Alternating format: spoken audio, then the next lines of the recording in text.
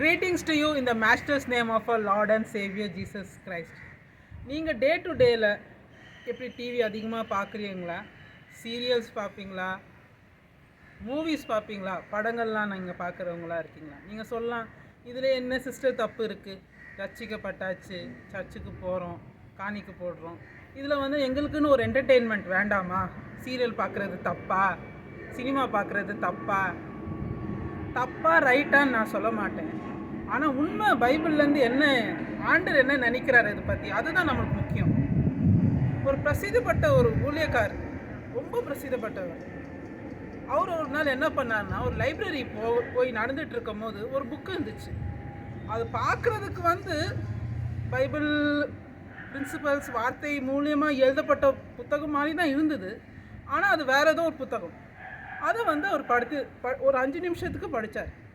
5 நிமிஷத்துக்கு படித்ததுக்கப்புறம் தான் இன்னொரு ஊழியக்காரர் என்ன சொன்னார்னா, பாஸ்டர் இது படிக்காதீங்க, இது பைபிளுக்கு எதிர்மறையான காரியங்களை எழுதி வச்சுருக்க புஸ்தகம், இதை படிக்காதீங்க அப்படின்னு சொன்னோன்னா, அவர் உடனே அந்த புக்கை திரும்பி அந்த லைப்ரரியில் வச்சுட்டு நடக்க ஆரம்பிச்சிட்டார்.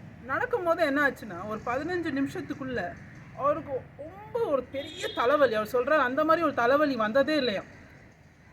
அரை மணி நேரத்துக்கு அவர் டேப்லெட் எடுக்கிறாரு, ஆனால் அந்த தலைவலி போவே இல்லை.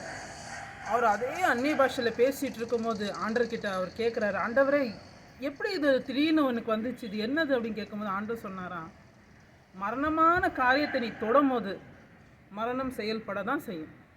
If you are touching death things, death process will start. நீங்கள் என்ன பார்க்குறீங்களோ அந்த மனதுக்குள்ளே அது போய் உட்காரும். அதில் எந்த ஒரு நீங்கள் அது இல்லைன்னு சொல்லவும் முடியாது.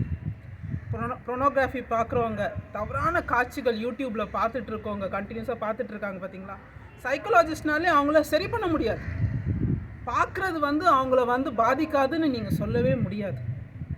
மத்தேயு 6:23, 22, 23 நீங்கள் படிச்சிங்கன்னா எழுதியிருக்கிறது, கண்கள் சரீரத்துக்கு தீபமானது. உன் கண் ஒன்று தெளிவாக இருந்தால் உன் சரீரமே தெளிவாக இருக்குமா. ஆனால் அதே கண் இருள் அடிஞ்சா அந்த இருள் எவ்வளோ பெரிய அந்த சரீரத்துக்கு இருளாக இருக்குமா. நம்ம ஜீவனுள்ள காரியங்களில் நம்ம பார்க்கும் போது ஆண்டரோட வார்த்தை ஜீவன். யோவான் 6:63 என்ன எழுதியிருக்கிறதுனா, என்னோட வார்த்தை ஜீவனாக இருக்கிறது. அந்த ஜீவனுள்ள வார்த்தையை நம்ம அதுக்குள்ளே நம்ம டைம் நம்ம ஸ்பெண்ட் பண்ணும் போது நம்மளுக்கு என்னென்னா அது ஜீவனை கொடுக்கும். நீங்கள் சொல்லலாம், என் வாழ்க்கையில் பல பிரச்சனைகள் இருக்குது, வியாதி இருக்குது.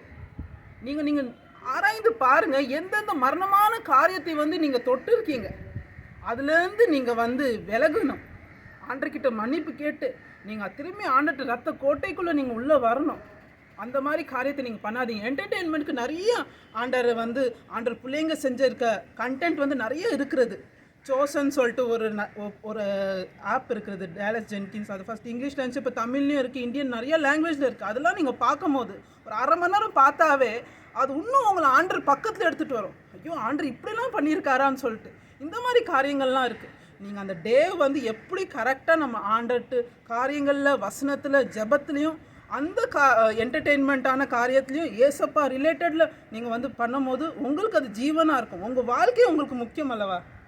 அதனால் மரணமான காரியங்களை விட்டு நம்ம என்ன பண்ணுவோம், விலகுவோம். ஆண்டவர் உங்களை ஆசீர்வதிப்பார். God bless you.